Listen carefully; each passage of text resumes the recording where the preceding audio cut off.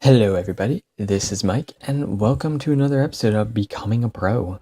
So, in this episode, I actually have one that came. This game came actually before yesterday's episode. Sadly, I would have gone another one today, but I was in a 1v1 tournament, and now I have some calculus homework to do. I had a chem lab to do, and I just don't have time. And yeah, the 1v1 tournament. Sadly, I got knocked out in the first round. Just it happens. Like, I was playing again, I got seated up against Gunplex, who is a 4-time PGO 1v1 ladder champion. So as soon as I saw that, I'm just like, oh dang it, I'm up against Gunplex, because I knew him. I don't know him personally or anything, but I've known of him, and it was a hard couple games. Not couple games. It was a hard 3 games. I brought him to first game 6-6 tie, and I just so there's a 3-minute over. If you tie a game, it brings it to a 3-minute overtime, and you have to play out the 3 minutes. And I just completely got stomped on in the overtime. I screwed up so much, made too many mistakes, ended up going 1-5 in the 1-6 in the overtime, and the game ended 12-7, and I was just like, wow, that's bad.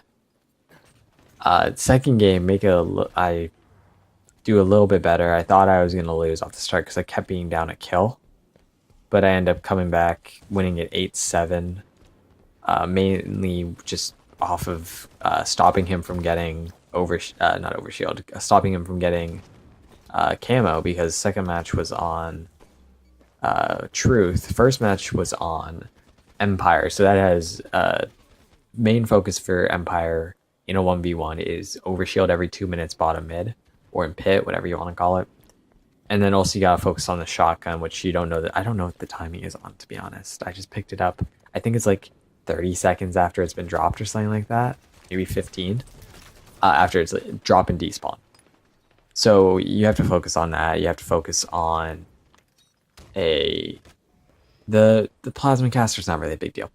So that's Empire, which I lost because I just screwed up at the end. I even had the first overshield of overtime, and then he ended up killing me with it because I choked. That's basically all it was, is I choked. In the second game, though, first kill, I get first kill on him because he goes straight for camo, and I don't outplay him or anything, but he went and burnt it. He burnt camo, I killed him. So basically it's a tactic to choose which one you want to do. Do you want to burn it, or do you want to get the kill? I go for the kill, he burns it. It ends up working out for him, though, because he actually goes up, I think gets next 2 kills on me, and I'm now playing down. But I then start baiting camo some more, and I think the next 2 camos, I kill him as he's trying to get them, or at least in the area, and I end up getting the kill and the camo. So I'm not able to do much with that. Those are bad shots right there. Those snipe shots are just bad. I end up not being able to do much with the camo, but I keep him from getting it, which is always good. I end up picking up sword.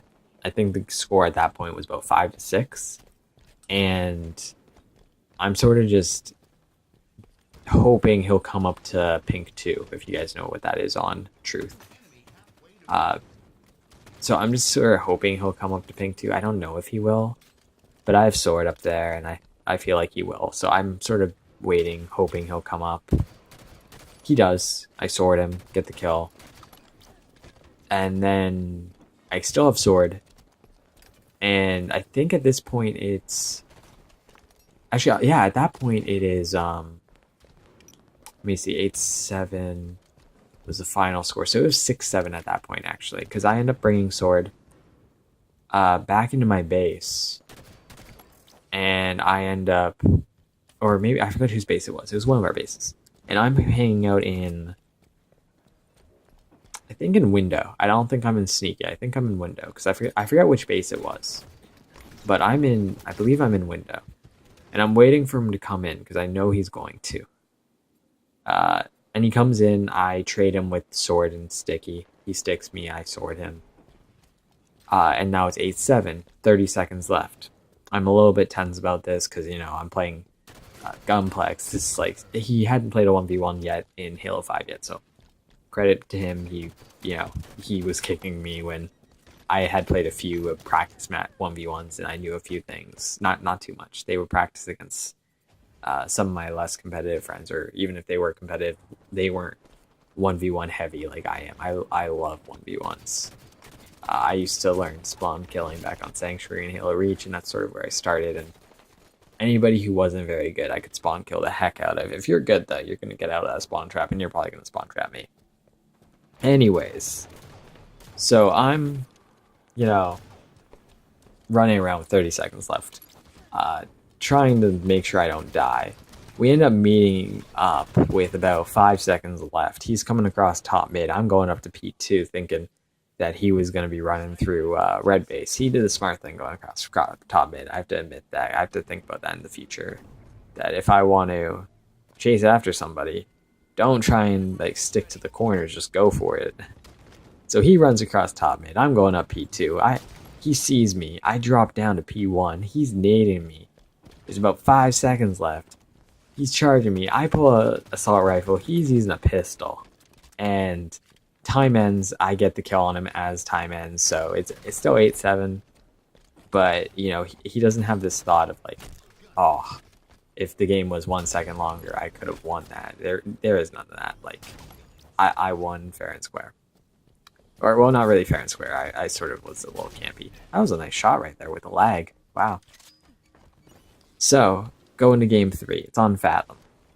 This is where things just turn horrible. He gets camo off the start, runs up, grabs a railgun. He's just railgunning me oh, heck. I think I don't get a kill until 5 or 6 of his in, and it's just really bad. I pick up railgun. I can't hit him to save my life. Obviously, it's not to save it is to save my life because I kept dying to him.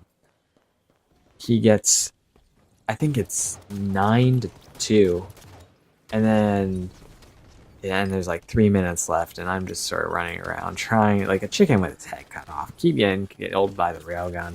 Nothing I can do about it. Keeps getting me. Too bad for me. Game ends. I think time. Yeah, it was based on time limit because it was 12-13. So time ends. 12-minute games. The only one that went to 15 was the first one because we went to overtime. And I lost. Just put it straight. I lost. It was heck. He just did me in on Fathom. I need to practice Fathom a whole lot more for 1v1s in the future. I got just wrecked. 12-3. I want to say it was 12-2, 12-3. One of those two.